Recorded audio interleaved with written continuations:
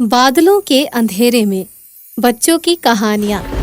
एक समय की बात है, गांव में बाढ़ आने के कारण बिट्टू के माता पिता स्वर्गवासी हो गए। उसकी दादी माँ ने ही उसे पाल पोस कर बड़ा किया था। एक बार गांव में बड़ी बरसात हो रही थी। बिजली कड़कने की आवाज के डर से बिट्टू को नींद नहीं आ रही थी।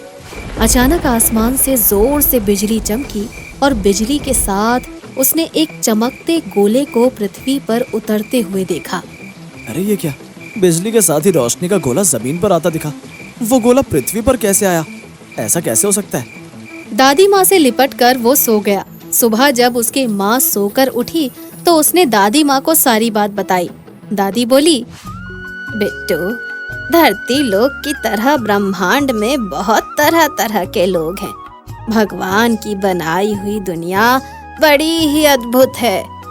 सच माँ, क्या हमारी पृथ्वी जैसे और भी लोग हैं? मुझे इनकी कहानी सुनाओ ना। अच्छी बात है, आज रात मैं तुम्हें रहस्यमयी आसमानी दुनिया की कहानी सुनाऊंगी। बिट्टू का पूरा दिन रात के इंतजार में बीता। रात होते ही दादी ने कहानी शुरू की।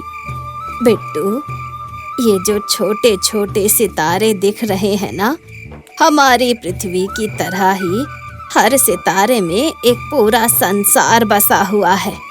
अब मैं तुम्हें ऐसी ही एक कहानी सुनाती हूँ। मुझे ये कहानी मेरी दादी ने सुनाई थी। तीरथपुर गांव में मुखिया, सरपंच और वैद्य तीनों को बहुत बुद्धिमान समझा जाता था। वे हर मुसीबत का हल निकाल लेते थे। एक बार गांव में बरसात का मौसम न होने पर भी इतनी जोर जोर से बारिश हुई और इतनी जोर से बिजली कड़की कि गांव वाले बहुत डर गए। सरपंच जी, आखिर बारिश नहीं हो रही है और मौसम भी बरसात का नहीं है, फिर भी ये बिजली क्यों चमक रही है? जैसे लगता है आसमान से कयामत टूटेगी। बिजली की कड़कड़ाहट दिल दहला रही है। किंतु तभी उन्होंने देखा कि आसमान से एक बहुत बड़े रोशनी के गोले के समान कोई चीज नीचे आ रही है और जो जोर से आकर पृथ्वी से टकरा गई। उसकी टकराने से इतनी जोर का झटका लगा कि पूरा गांव हिल गया। अरे मुखिया जी, ये कैसी आफत आ गई है? पेड़ पौधे टूट टूट कर नीचे गिर रहे हैं। अपनी जान बचाइए। ये तुम क्या कह रहे हो? मैं तो इस गांव का मुखिया हूँ। अगर मैं ही डर कर भाग गया तो गांव वालों की रक्षा कौन करेगा? सरपंच जी, अभी घर चलते हैं। मौसम ठीक होने पर हम देखेंगे कि क्या किया जा सकता है। सभी गांव वाले अपने अपने घर बंद करके बैठ गए।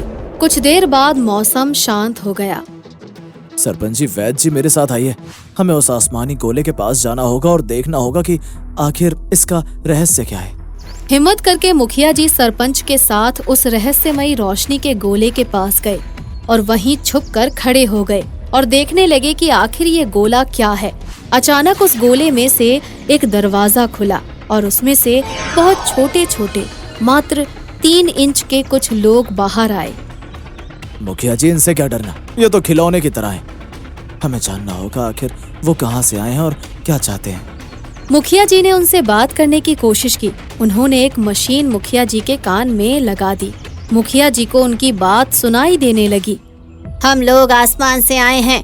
हम चाहते हैं हमारे यहाँ के लोग भी पृथ्वी वासियों की तरह कद में थोड़े लंबे हो, जबकि हम तुम धरती वासियों से बहुत बुद्धिमान और ताकतवर हैं, लेकिन फिर भी छोटे होने के कारण वो हमेशा बहुत ही खतरे में रहा करते हैं।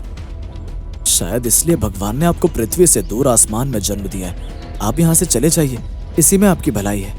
उन लोगों ने 3 इंच के शरीर पर 15 इंच के गोले के रूप में रखे हुए उनके दिमाग में से रंग बिरंगी किरणें निकलने लगी और वो सभी गांव वालों के दिमाग में घुसने लगी। सभी गांव वाले खड़े खड़े सो गए।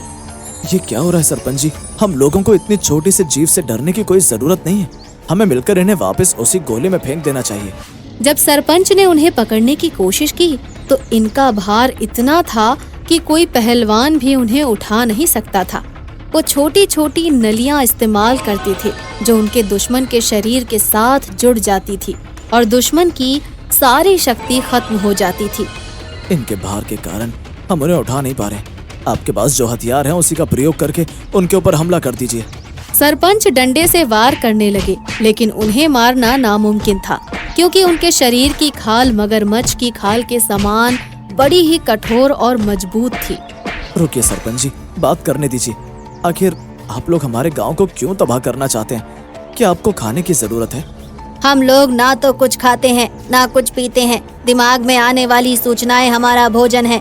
जिसके दिमाग में सूचनाएं आना बंद हो जाती है, उसको जलाकर उसकी भस्म नदी के पानी में मिला दी जाती है। आप तो इतने ताकतवर और समझदार हैं, फिर आप हमसे क्या चाहते हैं?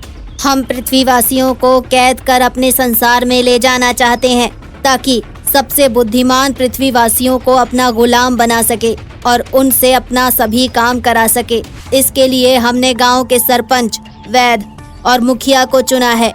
बहादुर कुमार, जो वैद्य का बेटा था, जब देखा कि उसके पिता को ये लोग अपने संसार में ले जा रहे हैं, तो उसने अपनी दोस्त जादूगर की मदद मांगी। जादूगर ने उसे मंत्रों से अदृश्य कर दिया। वो भी उन लोगों के साथ उनके लोक में पहुंच गया। अच्छा, तो ये है इनका राज। ये लोग पूरी पृथ्वी को अपना गुलाम बनाना चाहते हैं और इसलिए समय समय पर अपने रहस्यमयी रोशनी के गोले के रूप में यान भेजते रहते हैं और पृथ्वी के सबसे गुणी व्यक्ति को उठाकर अपने देश में ले आते हैं। मुझे अपने पिता और बाकी पृथ्वीवासियों को बचाने के लिए उपाय ढूंढना ही होगा। जब वो उस लोक का राज पता लगाने लगा और घूमने लगा, तो उसने देखा कि एक जगह उस पूरी आसमानी दुनिया के लोगों को शक्ति बढ़ाने के लिए विशेष प्रकार की दवाई दी जा रही थी। लोग लाइन लगाकर आते जाते और उनके शरीर की नली को दवाइयों के बर्तन से जोड़ दिया जाता। उस दवाई के कारण कम से कम 1 साल तक उनको थकान नहीं होती थी। यही सही समय, मुझे इस दवाई में पेट सफा चूर्ण मिला देना चाहिए। अब सबकी स्वतंत्रता इस पर निर्भर है। उसने अपने साथ लाए गए पेट सफा चूर्ण को बहुत ज्यादा मात्रा में उनकी दवाई में मिला दिया और इतनी ज्यादा मात्रा में मिलाया कि चूर्ण के कारण उनके पेट में मरोड़ उठने लगा। किंतु शरीर में मल विसर्जन का सिस्टम ना होने के कारण वो जोर जोर से चिल्लाने लगे। हमारे लोगों को ये कैसी बीमारी हो गई है? ये सभी इस तरह से क्यों चिल्ला रहे हैं? जो भी हमारे लोगों की इस रहस्यमय बीमारी को ठीक कर देगा, उसे इनाम दिया जाएगा। कुमार ने अपने पिता को अपनी योजना के बारे में सब कुछ पहले ही बता दिया था। इसीलिए वैद्य ने आकाशीय लोगों के राजा से बात की। पृथ्वीवासियों को यहाँ लाने के कारण पृथ्वीवासियों में होने वाली बीमारियों के विषाणु इस लोक में फैल रहे हैं। ये उसका परिणाम है महाराज। हमें अपनी प्रजा को बचाने के लिए क्या करना चाहिए? आप पृथ्वीवासी हैं, आप ही हमें सही सलाह दीजिए। अगर आप अपने इस लोक को बचाना चाहते हैं तो हमेशा के लिए पृथ्वी से दूर चले जाइए। किंतु हम पृथ्वीवासी से ज्यादा बुद्धिमान और ताकतवर हैं। हम पृथ्वी पर राज करना चाहते हैं, फिर भला हम पृथ्वी लोक से दूर कैसे रहेंगे? अरे महाराज, ये तो सिर्फ एक बीमारी है। अभी और भी पृथ्वी की तरह तरह की बीमारियां और उनके जीवाणु फैलने लगेंगे। महाराज, वैद्य जी की दवा से सारी बीमारियां ठीक हो जाती हैं, लेकिन अगर वो जीवाणु फैल गए तो दवाइयां भी उन्हें ठीक नहीं कर पाएंगी और बीमारियां आप लोगों को जीवित नहीं रहने दे सकती। मेरी प्रजा के लोग दर्द से चिल्ला रहे हैं। आपके वैद्य क्या उन्हें इस कष्ट से मुक्त कर सकते हैं? मैं इस दर्द से आप सभी को मुक्ति दिला सकता हूँ, लेकिन उसके बदले में आपको सभी पृथ्वीवासियों को स्वतंत्र करना होगा। दर्द से बेचैन उस दुनिया के लोग इस बात के लिए तुरंत राजी हो गए। वैद्य ने अपनी दवाइयों और जड़ी बूटियों से उन सबका इलाज किया, जिससे उनको तुरंत लाभ हुआ। राजा ने धरतीवासियों को हमेशा के लिए स्वतंत्र करा दिया और फिर वो लोग धरती पर कभी नहीं आए और वैद्य के बेटे की बुद्धिमानी के कारण पृथ्वी हमेशा के लिए उनके आक्रमण से बच गई और सब खुशी खुशी रहने लगे।